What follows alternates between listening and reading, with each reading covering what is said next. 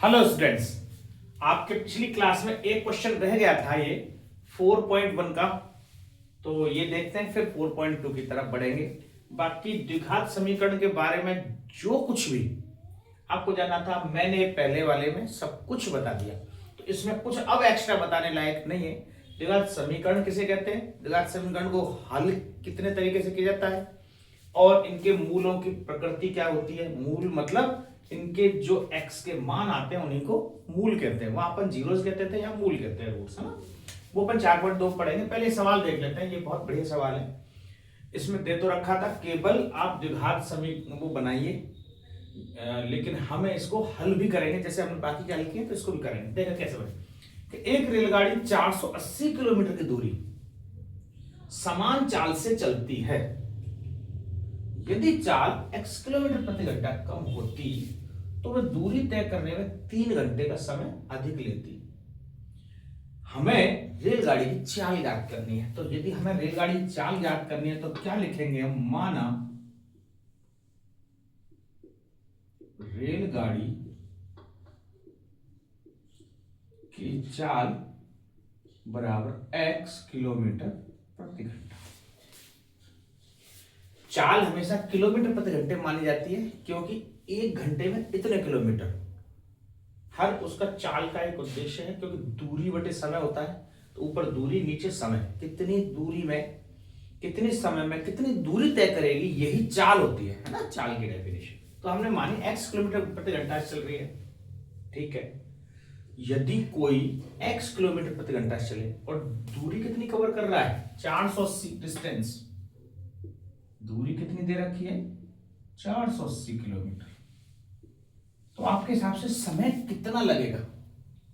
तो समय बराबर दूरी बटे चाल, ये एक फॉर्मूला है समय का। और ये आया कहां से, मैंने बताया आपको, एक ही फॉर्मूला याद रखना है। चाल बराबर दूरी बटे समय होता है।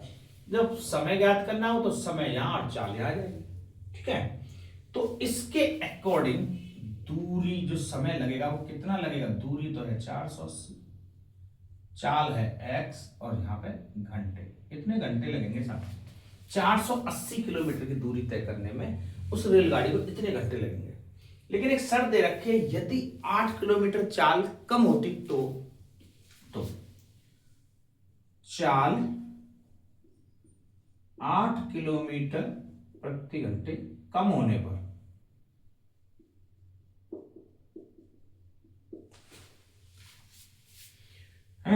रेलगाड़ी की चाल क्या बनेगी।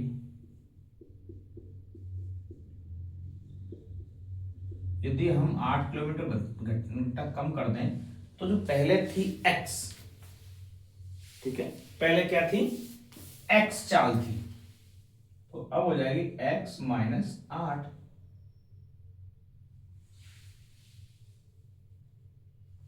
x माइनस 8 किलोमीटर प्रति घंटा। बोलो ये बात समझ में। तो अब समय कितना लगेगा भाई,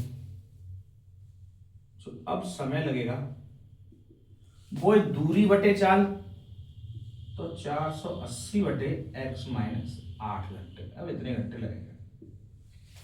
अब बताओ, जब किसने क्या बोला, यदि चाल कम होती तो 3 घंटे अधिक समय लगते। ये जो समय है, ये जो घंटे हैं, ये इससे 3 घंटे ज्यादा है। यदि मान लो इनको 30 घंटे लग रहे हैं इसको पहुंचने में, तो 33 घंटे लग रहे हैं। यदि इसको 20 घंटे लग रहे हैं तो 23 घंटे लग रहे हैं। यदि इसको 25 घंटे लग रहे हैं तो इसको 28 घंटे लग रहे हैं। यदि इसको 17 घंटे लग रहे हैं तो यहाँ 20 घंटे लग रहे हैं। मतलब इससे 3 घंटे ज्यादा समय ले रही है। बात समझ में आई। तो इसी को अपन समीकरण में कैसे बनाएंगे, तो यहां लिखेंगे प्रश्नानुसार, प्रश्न के अकॉर्डिंग। तो 480 बट्टे x माइनस 8 माइनस 480 बटे x बराबर 3, ये एक समीकरण बन जाएगा। बोलो बात समझ आ गई। आप ऐसा नहीं कर देना, इसमें से इसको घटा दे। ऐसा क्यों, क्योंकि ये तो कम समय है, ये अधिक समय है, तो अधिक में से कम को घटाएंगे। हमें कैसे पता चला कि ये अधिक है, तो बोला गया जैसे चाल कम करेंगे, हम अपनी चाल एक तो फास्ट फास्ट चल रहे हैं, जल्दी पहुंचेंगे, एक स्लो स्लो जा रहे हैं आराम से, तो लेट पहुंचेंगे। तो जब हम चाल कम कर रहे हैं तो समय ज्यादा लग रहा है, तो इसका मतलब चाल हमने कम कर दी तो ये समय ज्यादा है, और जो ये समय ज्यादा है तो इसलिए इसको पहले है और इसको बाद में, बराबर 3 घंटे। इनका जो डिफरेंस है वो कितना है, 3 घंटे, क्योंकि 3 घंटे कम समय लेती, अधिक समय लेती है, ऐसा बोला गया है। ठीक है, अब इसको हल कर लो बस। तो हल कैसे करेंगे, यहां पर एलसीएम क्या आएगा, x माइनस 8, ये एलसीएम आएगा। x माइनस 8 से ही गया 480x माइनस x से x गया 480x माइनस 8, ये इसका गुणा हो जाएगा बराबर 3/1 ऐसे। ठीक है, अब इसमें क्या स्थिति है, क्रॉस मल्टीप्लाई करना होता है। तो अपन देख रहे हैं ऊपर 480 तो कॉमन आ रहा है, 16 × 48, 16 से कट जाएगा। ठीक है, बात समझ आ रही है, ये पूरा 480x ही कट जाएगा। देख लेते हैं, गुणा कर लेते हैं एक बार, इसको थोड़ा सा हल करना है बस, कैलकुलेट। यहां देखें, हाँ जैसे ये बना लेते हैं, इसके बाद ये हाइफन वाला चिन्ह कि 480x माइनस 480 का x से गुणा करेंगे, माइनस का 480x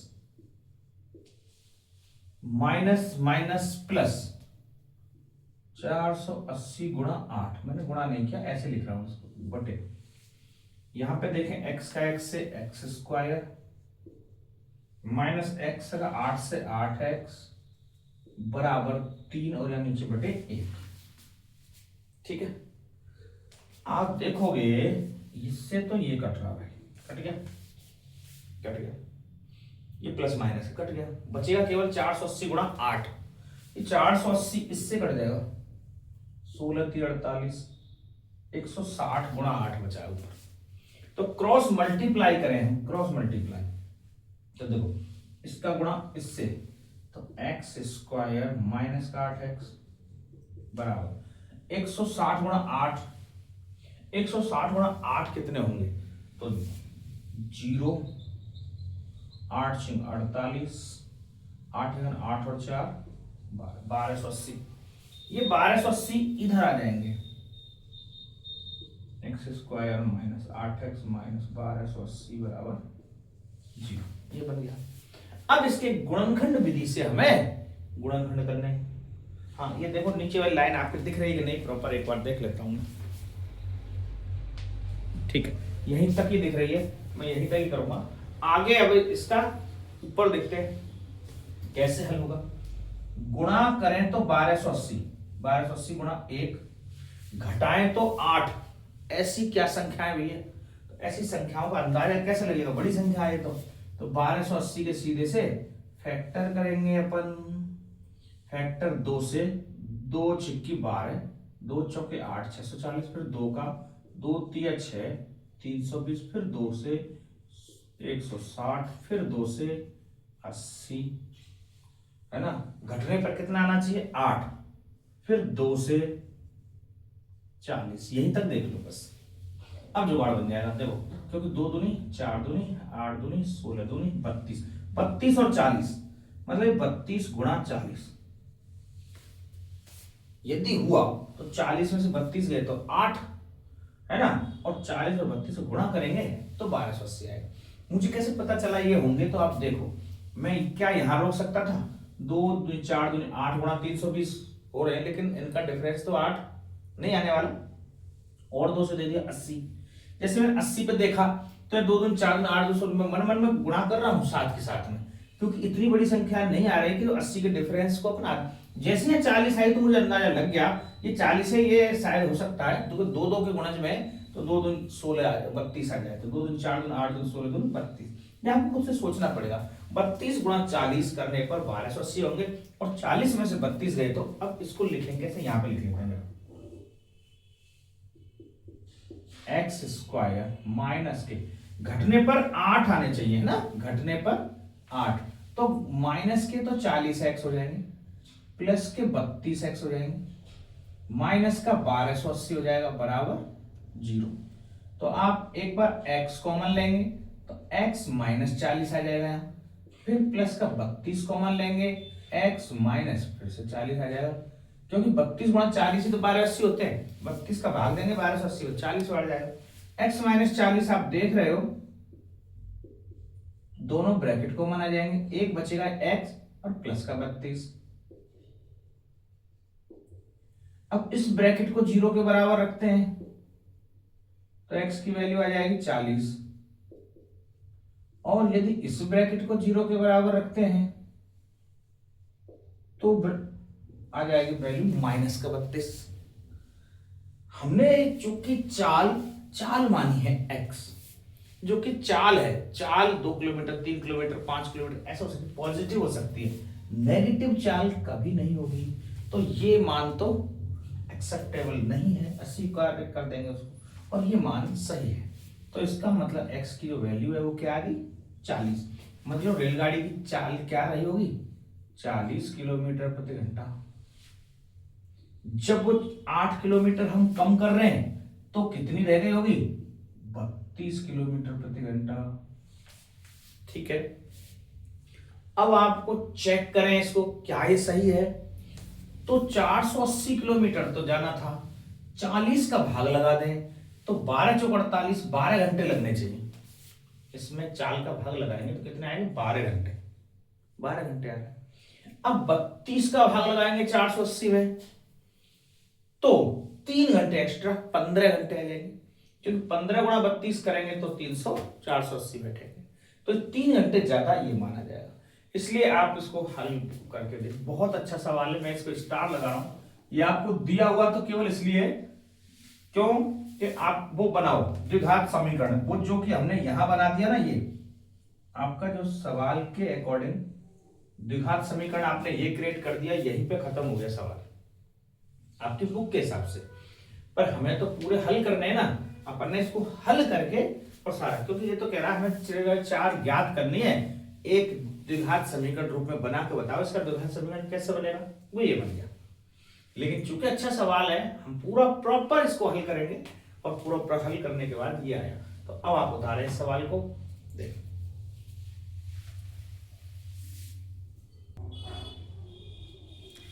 अब आपकी प्रश्नावली 4.2, बस वही द्विघात समीकरण वैसे ही हल करना, सारा कुछ वही चीज है। अब कैसे पूछ लिया, इसके मूल ज्ञात कीजिए, मूल ज्ञात कीजिए ऐसा बोला है, इसका मतलब x की वैल्यू ज्ञात करनी है। मूल क्या होते हैं, x के मान ज्ञात करने हैं। दरअसल हमने 2 विधि पढ़ी है, गुणनखंड विधि और श्रीधराचार्य विधि। अब मैं दोनों विधि से एक सवाल को हल करके बताता हूं, आपको दोनों विधि एक बार समझ आ जाएंगे। तो अपन दोनों विधियों से करेंगे। पहले ये गुणनखंड विधि, जो फर्स्ट विधि है गुणनखंड, आपको या तो बोला जा सकता है सवाल में गुणनखंड विधि से कीजिए, तो गुणनखंड विधि लगाएंगे, है ना, और यदि बोला जाएगा श्रीधराचार्य विधि से कीजिए तो फिर हम श्रीधराचार्य विधि भी लगाएंगे, श्रीधराचार्य विधि, है ना। अब इन दोनों विधियों से सीख रहे हैं, एक क्वेश्चन में आपको सारा कुछ समझ आ जाएगा, बहुत ज्यादा कुछ कठिन वाला हिसाब किताब नहीं है। तो मेरे पास ये एक समीकरण दिया गया है, 3x² माइनस 2√6x प्लस 2 बराबर 0। तो देखिए गुणनखंड विधि क्या कहती है, पहली और तीसरी संख्या का गुणा करो, ये कहती है। पहली संख्या 3, तीसरी संख्या 2, 3 और 2 का गुणा करेंगे तो 6। इसका मतलब गुणा करने पर मुझे 6 प्राप्त होना चाहिए, ये कह रहा है। और ये वाला चिन्ह ये डिसाइड करता है, ध्यान रखना, ये काय का चिन्ह है, प्लस का, कि जुड़ने पर जो x के बगल में गुणांक है वो आना चाहिए, जुड़ने पर 2√6 आना चाहिए, जुड़ने पर। तो 2√6 कैसे आते हैं, सीधा सा हिसाब किताब है। यदि मैं √6 प्लस √6 करूंगा कितना आ जाएगा 2√6, यदि दोनों को जोड़े तो 2√6, और गुणा करने पर मुझे 6 चाहिए, तो √6 इंटू √6 करूंगा तो क्या आएगा 6। मतलब मेरी दोनों कंडीशन फुलफिल हो रही है, तो मेरे जो फैक्टर हो गए क्या हो गए √6 और √6। अब ये तो तय चल गया, जुड़ने पर हमें 2√6 चाहिए, लेकिन काय के चाहिए 2√6? 2√6 चाहिए भैया माइनस के, काय के चाहिए माइनस के। तो दोनों साइड में माइनस लगेगा तो ये दोनों जुड़ के माइनस के 2√6 हो जाएंगे। यदि प्लस के 2√6 चाहिए होते तो प्लस लगा देते दोनों साइड में। गुणा करने पर फिर भी कोई फर्क नहीं पड़ेगा, माइनस माइनस गुणा करेंगे तो प्लस बन जाएगा, वो तो गुणा करने पर तो 6 ही आएगा। यदि माइनस अंडर इसका आपस में गुणा करेंगे हम तो हमारे पास 6 ही प्राप्त हो रहा है। तो इसका मतलब मेरे फैक्टर मिल गए मुझे क्या, माइनस का √6x माइनस का √6x प्लस 2 बराबर 0। ये फैक्टर है। बोलो बात समझ में? ठीक। अब ये है कि इसमें कॉमन कैसे पहचानेंगे, कॉमन क्या आएगा, वो चीज थोड़ा सा आपको समझना पड़ेगा। कैसे पता चलेगा इसमें कॉमन क्या आएगा? तो कॉमन के लिए जब ये अंडर रूट वाली संख्या है तो मैं सब में एक लाइन एक्स्ट्रा लगा रहा हूं, सब में अंडर रूट लगा देता हूं एक बार। तो कैसे लगेगा सब में अंडर रूट? देखो 3 को कैसे लिखा जा सकता है, √3 गुणा √3 x²। तो √3 और √3 का गुणा करेंगे तो 3, जैसे √6 और √6 का गुणा करने पर 6 आ रहा है, तो √3 गुणा करेंगे तो 3 नहीं आएगा। तो मैंने सबको अंडर रूट में बदल रहा हूं। ये ऑलरेडी अंडर रूट में है ही है, इसमें कोई छेड़खानी जरूरत नहीं। यहां भी अंडर रूट में है ही है, ये 2 भी अंडर रूट में नहीं है भाई, तो 2 और अंडर रूट 2। लेकिन एक चीज है, यहाँ 6 है अंडर रूट में, इसके भी फैक्टर कर लेते हैं टुकड़े। इस जो 6 के अपन फैक्टर करके लिखते हैं, आपको पहचान ही नहीं पड़ेगा कौन कॉमन आ रहा है। बस इसमें ये चीज था अंडर रूट वाले में, हम कैसे पहचाने कॉमन क्या आ रहा है। तो अंडर रूट 6 के कॉमन फैक्टर होंगे √2 गुणा √3x, यहां भी √2 गुणा √3x प्लस और 2 के हो जाएंगे √2 इंटू √2 बराबर 0। अब जरा देख लो, सबको अंडर रूट बदल दिया। इससे क्या होगा कि अब आप पहचान पाओगे कि इसमें कॉमन क्या आ रहा है और इसमें कॉमन क्या आ रहा है। हमें तो इन दोनों में यहां कॉमन देखना है और यहां कॉमन देखना है।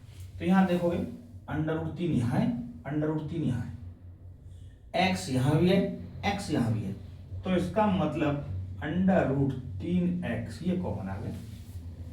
बचेगा क्या, जब इसका भाग लगेगा इसमें तो √3 से एक √3 तो कट जाएगा, एक √3 बचा और x का x² में लगेगा तो एक x कट जाएगा, एक x बच जाएगा, ये बचा इधर तो माइनस। अब √3 से a √3 कट गया, x से x कट गया, केवल √2 बचेगा भाई। अब जरा यहां भी देखो क्या लें, माइनस √2 यहां भी है, √2 यहां भी है, x वैक्स नहीं आ रहा तो माइनस का √2 ले लिया कॉमन। तो क्या बचेगा यहाँ √3x, तो ये बच गया क्योंकि माइनस पहले ले चुका हूं मैं कॉमन। अब ये माइनस ले लिया है तो प्लस वाला क्या बन जाएगा, माइनस और √2 ये बचेगा बराबर 0। तो अब देखो फिर से 2 ब्रैकेट बनते नजर आ रहे हैं, ये ब्रैकेट तो पूरे में कॉमन आ रहा है। तो √3x माइनस √2, फिर दूसरा √3x माइनस का √2 बराबर 0। ये और माइनस का ये बन गया। देखो आप देख रहे होंगे ये एक हिसाब से ये तो स्क्वायर हो गया, ये √3x माइनस 2 का स्क्वायर हो गया पूरा पूरा, तो ये पूरा पूरा स्क्वायर बनता नजर आ रहा है।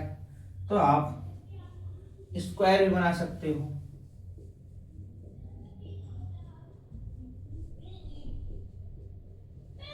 बराबर 0, स्क्वायर बन गया। इसका मतलब जो इसका मूल आएगा वो कैसा आएगा, समान मूल प्राप्त होंगे दोनों के। मैं इसको 0 रखूंगा या इसको 0 रखूंगा, दोनों को 0 रखेंगे तो x की वैल्यू क्या आएगी जरा एक बार देखो। या नीचे रखते हैं 0, √3x माइनस √2 बराबर 0 करता हूं तो x की वैल्यू जो निकल के सामने आएगी, ये √2 तो इधर आ जाएगा, नीचे का √3 नीचे आ जाएगा क्योंकि प्लस का √2 हो जाएगा और √3 का इधर भाग लग जाएगा। ये अपन पूरे को ऐसे बना सकते हैं √2 बटे, क्योंकि पूरे पर अंडर रूट है तो √2/3 ऐसे भी लिखा जा सकता है इसको। तो x का जो मान है ये प्राप्त हो रहा है, एक क्यों प्राप्त हो रहा है, क्योंकि स्क्वायर है और पूछे जाएंगे दो मूल, मूल ज्ञात कीजिए, तो मूल यही है दोनों, दो बार लिख देंगे इसको भैया, दोनों मूल यही प्राप्त होंगे। बोलो बात समझ रहे ठीक है? ये तो ही गुणनखंड विधि। अब इसी को श्रीधराचार्य विधि से करते हैं, तो एक बार यहां पे लिखते हैं 3x² माइनस 2√6x प्लस 2 बराबर 0। ये आपकी मर्जी के ऊपर है, यदि ऐसा सवाल आएगा उसमें कोई विधि नहीं दे रखी, कौन सी विधि से लगाते हो आप, कौन सी आपको पसंद आती है, आप उससे हल करो जो आपके रूटीन में बैठी हुई है ना दिमाग में। तो यहां जरा देखो शुरुआत कैसे करते हैं, क्योंकि हमें पता है उसमें तो b² ABC ऐसा चाहिए, तो ABC लिखने हैं पहला काम। a बराबर x² के गुणांक को a कहते हैं, फिर b बराबर x के गुणांक को b कहते हैं -2√6, c बराबर c के गुणांक अलग प्लस का 2 है। तो x का क्या मान दे रखा है धराचार्य विधि में, x बराबर माइनस का b plus minus √b² minus 4ac बटे 2a। ये हम b² माइनस 4ac पहले से ही निकाल के रख लेते हैं, ध्यान रखना है, ताकि हमें पता चल जाए मूलों की प्रकृति क्या है। b² माइनस 4ac हल करोगे तो क्या मान आ रहा है, b² नीचे कर देते हैं, चलो माइनस का 2√6 का स्क्वायर माइनस 4 गुणा a कितना है 3 गुणा b कितना है 2, -2√6 का स्क्वायर करो, 2 का स्क्वायर कितना आएगा -2, 4 √6 का स्क्वायर 6 माइनस 4 × 12 दूनी 24, 6 चौके 24, ये तो आ गया 0। तो b² माइनस 4ac की वैल्यू कितनी आ गई है, यहां 0 के बराबर आ रही है। और जब ये 0 है तो हमें पता है यदि b² माइनस 4ac 0 के बराबर होते हैं तो उनके मूल समान प्राप्त होते हैं, वास्तविक होते हैं तथा समान। तो ये मुझे पता चल गया। तो यहां पर देखो माइनस का b, माइनस तो पहले से लिख रहा है, और b की जगह 2√6, क्योंकि माइनस का मान है तो ब्रैकेट में लिख देंगे, plus minus b² minus 4ac का मान पूरा हमने 0 निकाल रखा है, 0 लिख दे डायरेक्टली, बटे 2a, a की जगह 3। तो आप देखोगे ये माइनस माइनस तो हो गए साहब प्लस 2√6 बटे 2 गुणा 3, तो 2 से तो ये 2 कट गया, 3 यहां पर 3 है, ध्यान रखना।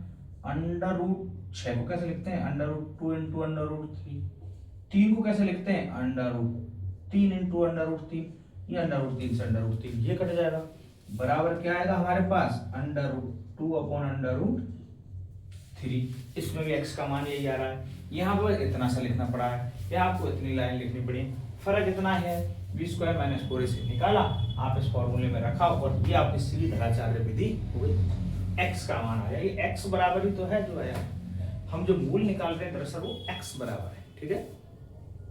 तो आपके 4.2 के पहले में सब इस टाइप के सवाल हैं, फिर कुछ वर्ड प्रॉब्लम अपन वो भी हल करेंगे ना।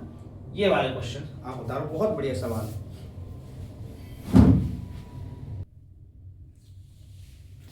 देखो चौथा सवाल देखो 4.2 का फर्स्ट का चौथा, इसके 5 कुछ सवाल 4-5 एक सवाल है, सारे के सारे सरल हैं। तीसरा जैसा सवाल जो है अंडरवुड वाला, वो मैंने अभी आपको उदाहरण वाला कराया है, ठीक है। तो एक सवाल आप खुद से देखना करके, बाकी अब देखो सवाल के हिसाब कोई कठिन नहीं है, इसलिए मैं छोड़ रहा हूं आपके लिए, सब डिट्टो सेम उसी टाइप के पैटर्न है। और इसमें दिया गया है गुणनखंड विधि से हल कीजिए, गुणनखंड विधि से निम्न द्विघात समीकरणों को हल कीजिए, ऐसा बोला गया है, गुणनखंड से हल करना है, तो अपन गुणनखंड से कर देंगे। बाकी इसको भी मैं आपको दोनों विधियों से हल करके बताऊंगा, ताकि आपको दोनों विधि थोड़ी सी समझ आ जाए अच्छे से। जब भी बटे आएगा इस टाइप का, तो उसको बटे को हटाने का एक तरीका बताया, कोई भी नीचे बटे में जितनी संख्या है उनका एलसीएम लेंगे और उससे पूरे में गुणा कर देंगे।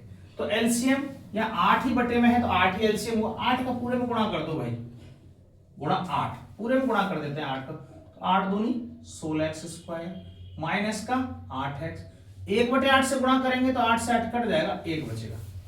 ये आपका बना। अब यार देखोगे ये, अरे तो खुद ही पूरा स्क्वायर ही बन रहा है, झंझट ही खत्म है। ये तो डायरेक्ट स्क्वायर बन रहा है, 4x माइनस 1 का होल स्क्वायर है ये।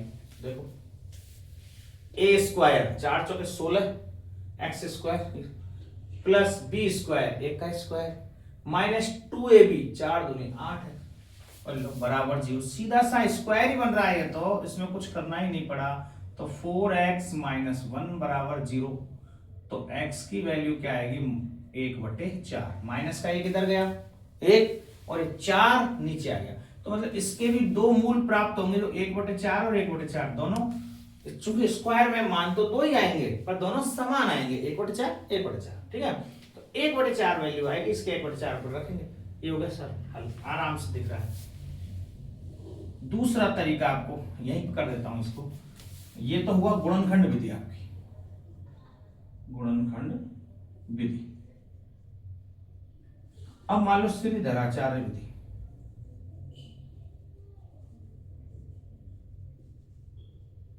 इसको श्रीधराचार्य विधि से करते हैं, तो कैसे करते हैं, तो सिस्टम 8 से तो गुणा करना ही पड़ता, तो मैं इसको ये लिख देता हूं 16x square minus 8x plus 1 बराबर 0। तो इसमें a क्या है 16, b क्या है माइनस 8, c क्या है 1। ठीक है, तो हमें पहला काम तो बी स्क्वायर माइनस 4ac ज्ञात करना है। बी स्क्वायर माइनस 4ac ज्ञात करो, तो b माइनस 8 का स्क्वायर माइनस 4 a 16 c 1। 8 का स्क्वायर 8 8 64 और 16 चौके 64, 64 माइनस 64 जीरो हो गया। बी स्क्वायर माइनस 4ac का मान कितना आ गया 0 आ गया। 0 आ गया, तो इससे ये तय हो गया कि मूल कैसे होंगे, समान प्राप्त होंगे। ठीक है, तो अब x का मान minus b plus minus under root b square minus 4ac बटे 2a, ये x ऐसे ज्ञात होता है। तो यहाँ माइनस का b, तो माइनस का 8 माइनस है पहले से 8 हो जाएगा, प्लस माइनस ये पूरा 0 है वही, बटे 2a, यहां पे देखें 16 16 दूनी 32, इसका मतलब 8/32 आ रहा है भाई, 8/32, 8 चौक 32, 1/4, एक्स का मान 1/4 आ रहा है। अपन इस विधि से करेंगे तो ये भी सरल है, तो खास कठिन कुछ भी नहीं है। धराचार्य विधि से करो चाहे इससे करो, बिल्कुल सरल। आपको दिक्कतें आएंगी सवाल बनाने में, जैसे अब आ गया हमने अभी रेलगाड़ी वाला जैसे किया, उसमें उसको बनाना कैसे है पहले, फिर हल करने वाली बात तो बात की आती है। आपसे भी द्विघात समीकरण बनेगा ही नहीं तो हल कैसे होगा। यदि बने बनाए दे रखे हैं तब तो ऐसे हल हो जाएंगे, कोई खास है भी नहीं इसमें कुछ भी। ठीक है, एक सवाल और कर देते हैं 5वां। आपको ऐसा लगेगा बहुत कंजूसी कर रहा हूं, कम सवाल आपको होमवर्क में ज्यादा दे रहा हूं। एक और कर 100x square minus 20x plus 1। एक ये भी देख लेते हैं 100x square minus 20x plus 1 बराबर 0। यार ये भी स्क्वायर ही बन रहा है, हेलो इसमें तो कोई दिक्कत ही नहीं। 10 ढाई के 100 x 10x माइनस 1 का होल स्क्वायर है। तो जिसमें यदि स्क्वायर दिख जाए, क्योंकि आपको इतने तो खैर चीज याद रहनी चाहिए, स्क्वायर कैसे खोलते हैं, ए स्क्वायर प्लस बी स्क्वायर सी स्क्वायर। बाकी आपको याद नहीं आया, चलो मैं तो कह रहा हूं आपको याद नहीं आया कि स्क्वायर बन रहा है, हम तो अपने तरीके से खोलेंगे भाई। 100 का 1 से गुणा किया 100, गुणा करने पर 100 आए, जोड़ने पर 20 आना चाहिए, प्लस का चिन्ह है पीछे, जोड़ने पर कितना 20। तो ऐसे कौन से खंड है 10 10 हमें पता है 100x स्क्वायर, लेकिन जोड़ने पर कैसा 20 आना चाहिए माइनस का 20, तो माइनस का 10x माइनस का 10x, इन दोनों को जोड़ेंगे तो माइनस के 20x हो जाएंगे, प्लस 1 बराबर 0। तो यहां 10x कॉमन आ जाएगा, तो 10x माइनस 1 माइनस 1 कॉमन आएगा 10x माइनस 1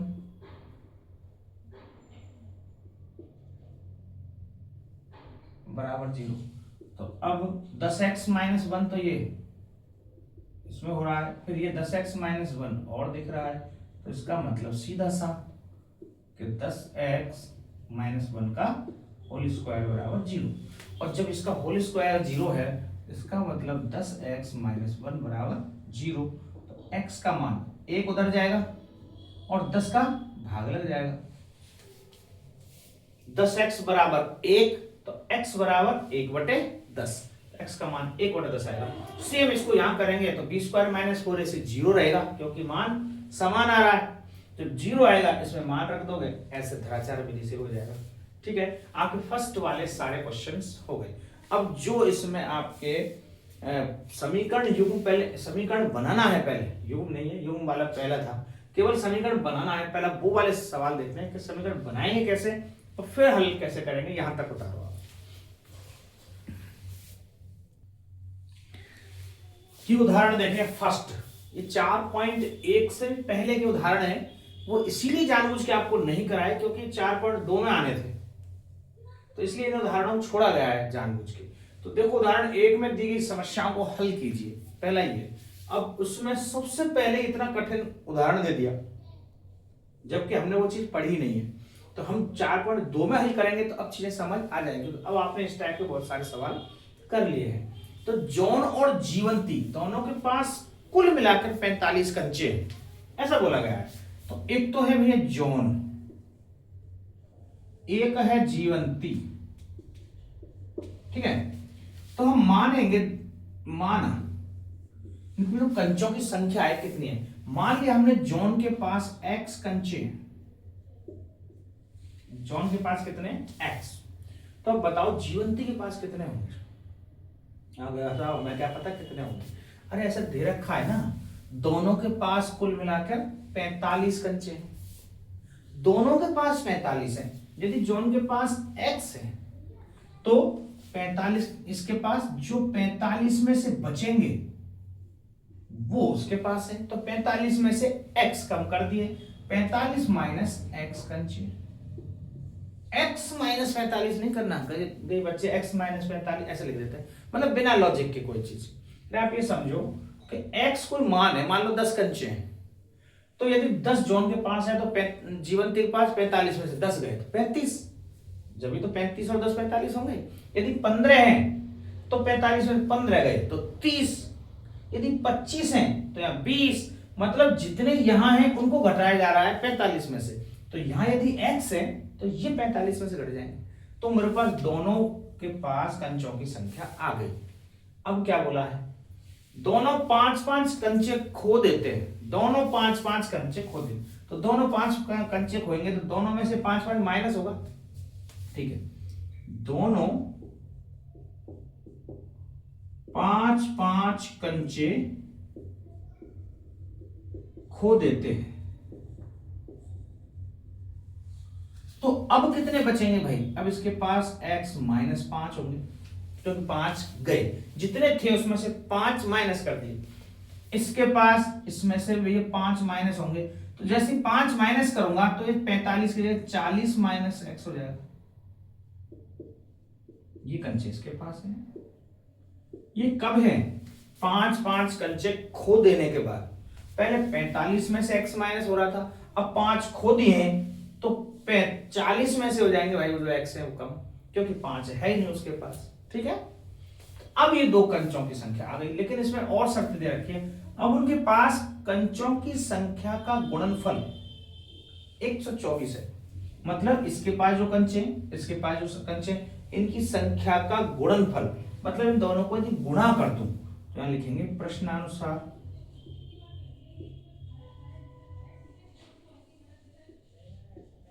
x माइनस 5 गुणा 40 माइनस x, इन दोनों गुणा करके बराबर 124। बस ये आपने बना लिया, अब आसानी से सवाल हो जाएगा। तो अब इसको पहले अभी हल करना है, गुणा करो, x का गुणा करें 40 से, 40x, x का माइनस है माइनस एक्स स्क्वायर, 5 का गुणा करें 40 से, माइनस 4 पंजे 200, 5 का इससे गुणा करेंगे x से, माइनस माइनस प्लस 5x बराबर 124। इसको भी इधर ही ले आओ, माइनस का 124, हमें तो उधर 0 करना है क्योंकि बराबर 0, इसको इधर ले आए। अब जरा देखो मिलाओ, एक्स स्क्वायर ये माइनस का, 40x और 5x 45x हो गई, माइनस का एक्स स्क्वायर प्लस के 45x, 40 और 5 45, संख्या जोड़े, माइनस का 200 माइनस का 124 माइनस का 324 बराबर 0। ये ऐसा कुछ बन के अपने सामने आया है। ठीक है, ये ऐसा यदि बना है, आप देखोगे माइनस आ रहा है, तो माइनस से एक बार पूरे को गुणा कर दें। अब मैं यहां पे लिख रहा हूं सारी से, माइनस 1 से गुणा कर दे पूरे में, तो माइनस से जैसे गुणा कर देंगे तो ये एक्स स्क्वायर, ये प्लस वाला माइनस का बन जाएगा 45x, ये माइनस वाला प्लस का बन जाएगा 324 बराबर 0। अब देखो, गुणा करने पर तो 324 आए और जोड़े तो 45 आए, ऐसी संख्या कौन सी है? तो अब ऐसे तो हमें पता तो चलेगा नहीं डायरेक्ट, तो मैंने आपको ऐसा तरीका बताया है आपको ऐसे हल करने का। देखो 324 लिखेंगे यहाँ, 2 से 2 एकम 2, 2 छिक्की 12, 2 दूनी 4, 162, 2 से 2 अट्ठे 16, 2 एकम 2 81 आ गया, 81 का 3 से जाएगा तो 3 दूनी 6, 3 सत्ते 21, और 2 3 6 दूनी 12। क्या करना चाहिए? जुड़ने पर 45 आए, है ना। अभी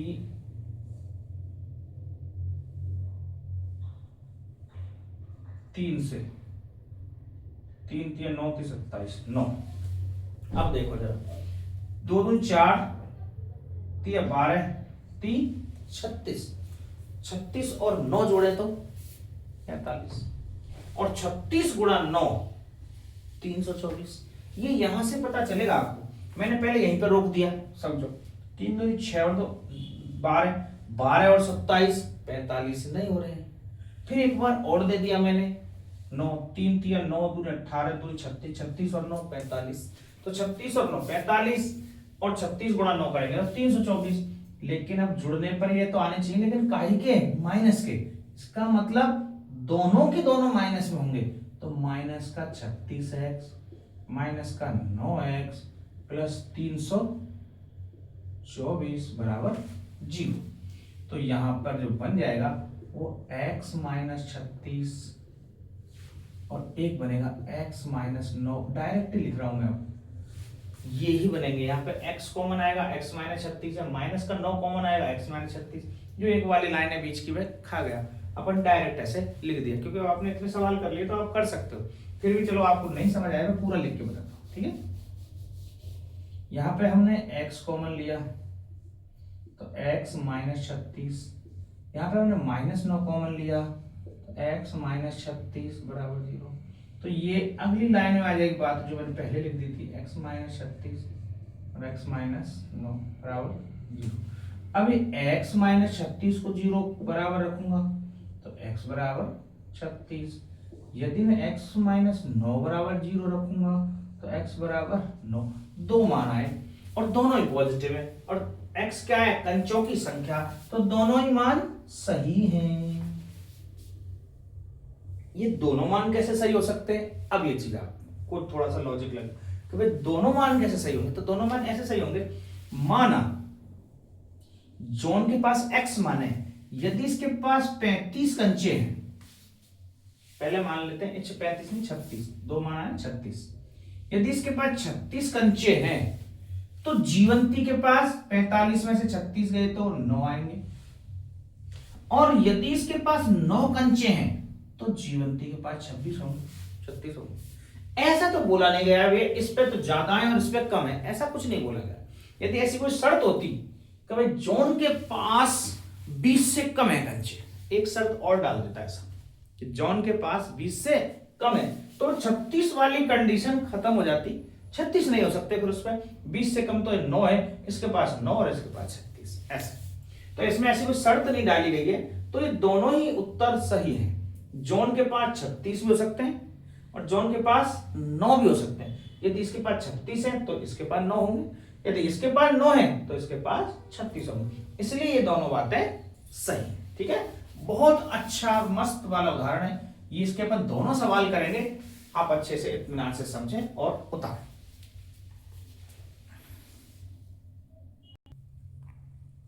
एक ये सवाल में देखें, बहुत अच्छा सवाल, बहुत बढ़िया बेहतरीन, और जो हम सबसे पहले पहले कर रहे हैं, जो कि ये सबसे लास्ट करने चाहिए थे, ये सबसे पहले पहले कर रहे हैं। इतने कठिन सवाल कि आपको समझने में थोड़ा समय लगेगा।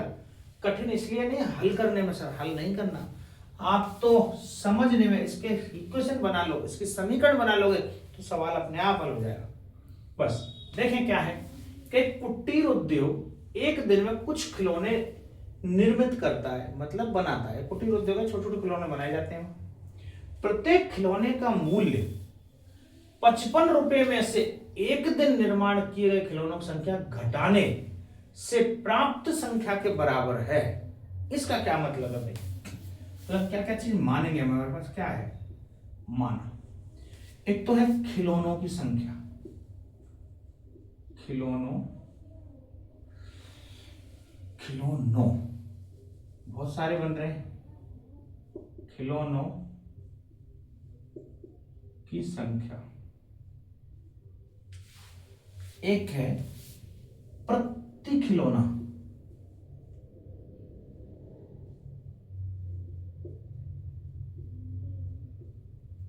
मूल्य। एक प्रति मतलब एक खिलौने का जो मूल्य है वो प्रति खिलौना मूल्य। तो जो प्रति खिलौना मूल्य, प्रत्येक खिलौने का जो मूल्य है वो क्या है? 55 रुपए में से एक दिन में निर्माण किए गए खिलौनों की संख्या घटाना। तो मान लो एक दिन में ये खिलौनों की संख्या क्या है? एक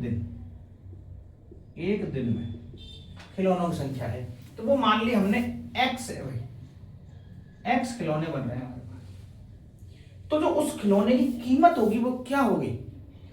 यदि मान लो ये 100 है, 50 है, जो भी, मतलब क्या बन रहे, कितने खिलौने बना रहे हैं? 55 रुपए में से एक दिन में। अच्छा 55 रुपए में से, 55 में से ये संख्या घटा दूं, जितने 55 रुपए में से एक दिन में निर्माण किए गए, इसका मतलब 55 से कम बन रहे हैं भैया खिलौने। ये बात तो तय हो गई, 55 में से घट रही है संख्या।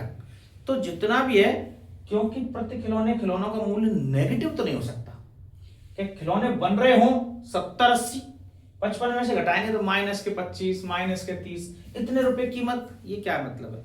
इसका मतलब खिलौने बन रहे हैं 5 10 20, मान लो 20 खिलौने बने तो अपने पास 25 35 रुपए उसकी कीमत बन गई, और 30 खिलौने बने तो 25 रुपए उसकी कीमत बन गई, 55 में से घटाने, मतलब कुल मिला के ये है। ठीक है, तो खिलौनों की संख्या को घटाना है किसमें से?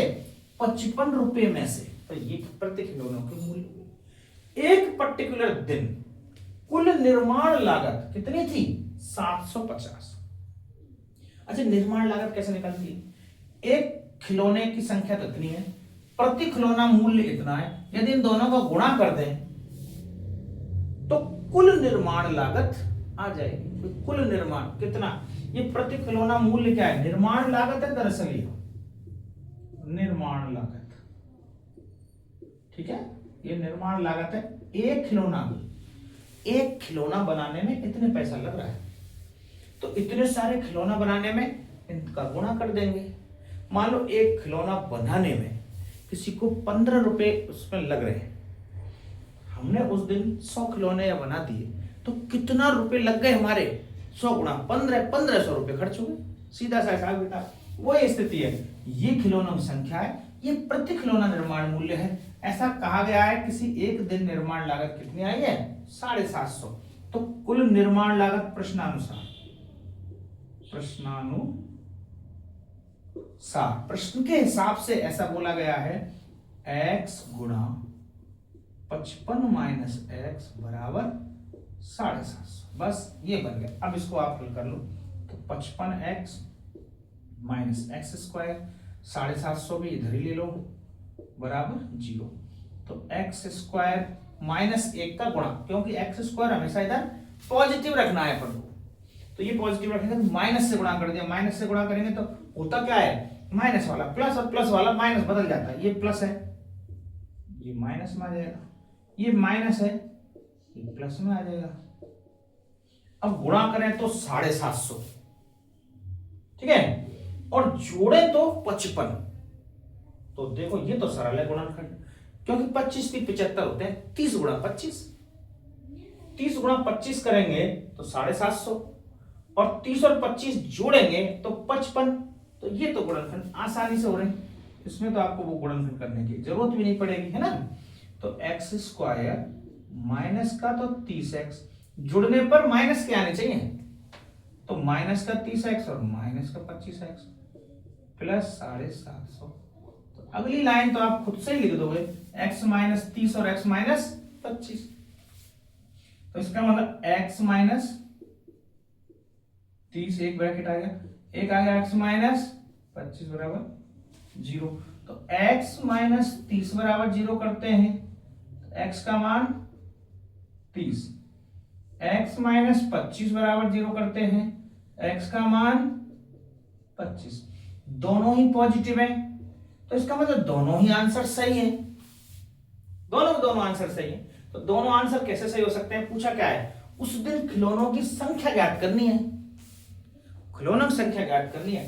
तो खिलौने 30 भी हो सकते हैं और खिलौने 25 भी हो सकते हैं। ऐसे कैसे होंगे कि यदि खिलौनों की संख्या 30 है तो निर्माण लागत 25, यदि 30 खिलौने बने तो ऐसा बोला कि 55 में से जो घटेंगे वो निर्माण लागत है, तो 55 में से घटा के 25 आ रहे तो निर्माण लागत 25 हो जाएगी यदि 30 खिलौने बने तो, और यदि 25 खिलौने बने तो निर्माण लागत 30 हो जाएगी, क्योंकि गुणनफल तो 750 ही रहना है। उसने बोला है कुल निर्माण लागत 750 है, तो 30 गुणा 25 करो चाहे 25 गुणा 30 करो, लागत 750 यानी। तो ये फिक्स नहीं है कि 30 ही खिलौने बनाएगा, भाई 25 ही बना सकता है। यदि 25 बने हो तो निर्माण लागत 30 होगी, 30 खिलौने बने तो निर्माण लागत 25 होगी। इसका मतलब आंसर दोनों के दोनों सही है, इसमें ध्यान रखना। ऐसा नहीं है कि आप एक ही आंसर पिक करो सब 30 हो गए, नहीं, दोनों के दोनों आंसर सही है। बहुत बढ़िया सवाल है ये। आपके उदाहरण 1 में दी गई समस्या हल कीजिए, उदाहरण 1 में दे रखी दोनों समस्या, और आपका दूसरा क्वेश्चन हल हुआ, उतार